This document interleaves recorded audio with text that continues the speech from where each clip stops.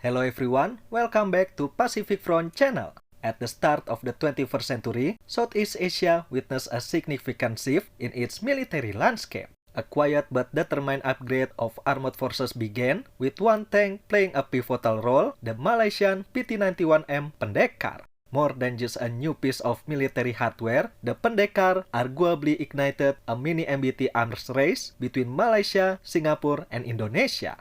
Why is this Malaysian tank being called a trigger for this arms race? Also, what capability does the PT-91 have to offer that made the Malaysian army choose it? Let's find out in today's video. Stay tuned!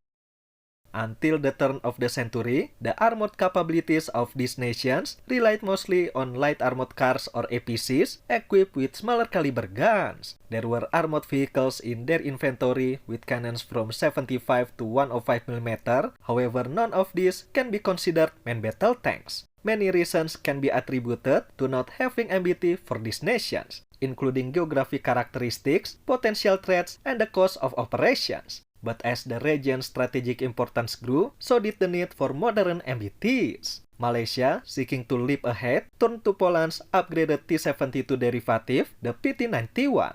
In the late 90s, as Malaysia sought to modernize its armored vehicle fleet, it also looked for a tank that could meet its needs and had good value for money. Polish latest tank PT-91 was brought to Malaysia in 2000 for testing and evaluation. In 2002, the Malaysian Prime Minister at the time expressed his desire to acquire the PT-91 along with its supporting vehicles. Then, the contract was signed in 2003 with a value of $300 million for 48 PT-91M Pendekar or Warrior in English, along with 15 support vehicles. In 2005, the first Pendekar was built and underwent testing in Poland and was later publicly unveiled in Malaysia during the Independence Day Parade. Delivery began between 2007 and 2009, and it reached operational readiness in 2010 with the 11th Royal Armor Regiment.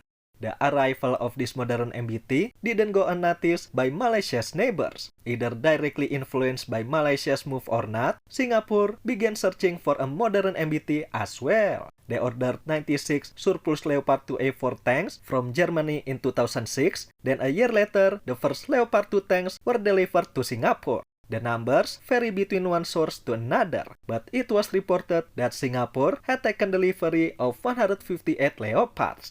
Moreover, in 2019, some reports said Singapore had received 45 Leopard 2A7. However, the Singapore government denied this report. The Leopard tank in the Singapore Army had undergone upgrades to increase its lethality and protection and was redesignated as the Leopard 2 SG.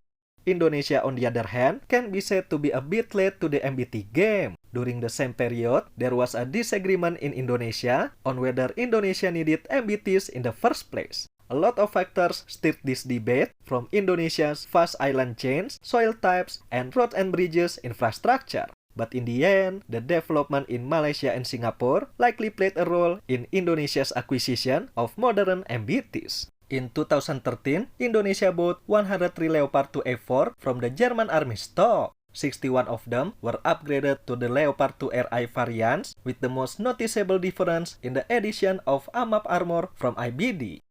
Now, back to Malaysia's MBT, they must have reasons for why they chose the PT-91. Developed from the T-72M1 produced in Poland under license, the PT-91 underwent massive upgrades in firepower, mobility, and protection. The PT-91 variant for the Malaysian Army is powered by the S1000R diesel engine producing 1000 HP along with the ESM350M automatic transmission for enhanced mobility. The main gun is upgraded with a Slovakian 125mm smoothbore gun with an electronic stabilization system, while the Sagem Savan 15 fire control system and VG-15 panoramic commander sights provide accurate target engagement. Protection is enhanced with Polish Erawa 2 explosive reactive armor and the addition of modern communication system from Thales, an inertial navigation system from Honeywell, and the Obra 3 laser warning system. Other noticeable enhancements include DL tracks, AC, and a CBRN protection system.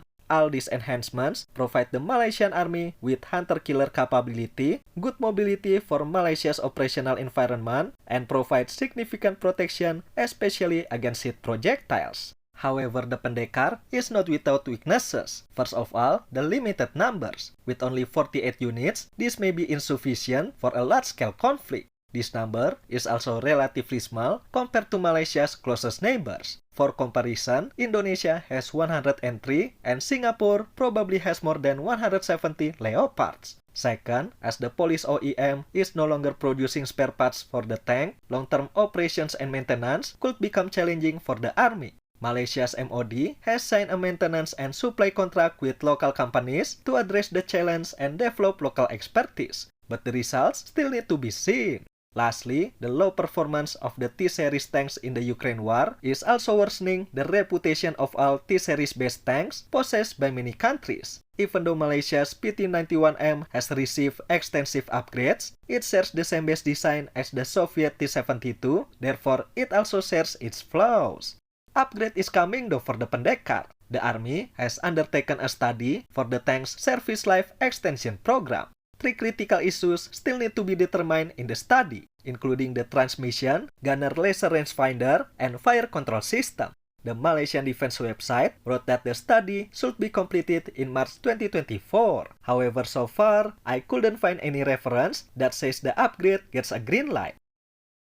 Malaysia, Singapore, and Indonesia are like 3 siblings. We are going along well, but sometimes we argue about some things and get jealous of what others have. When one sibling buys a new shiny thing, it won't take long for the others to want similar stuff. And military hardware like MBT is no exception. It possesses the firepower, mobility, protection, and psychological effect that no other land-based military equipment has. So when one has it, the other must have it too. Southeast Asia faces increasing tension and complex security challenges, which makes military modernization more relevant than ever. And the capability that wasn't a priority decades ago could become sought after today. Therefore, the Pendekar wasn't just a tank acquisition. It acted as a catalyst. It highlighted the growing importance of modern armored warfare in the region and arguably spurred Malaysia, Singapore, and Indonesia to invest in and modernize their armored fleet. This quote-unquote arms race wasn't necessarily about aggression, but rather about maintaining a credible deterrent and ensuring regional stability in a dynamic geopolitical environment.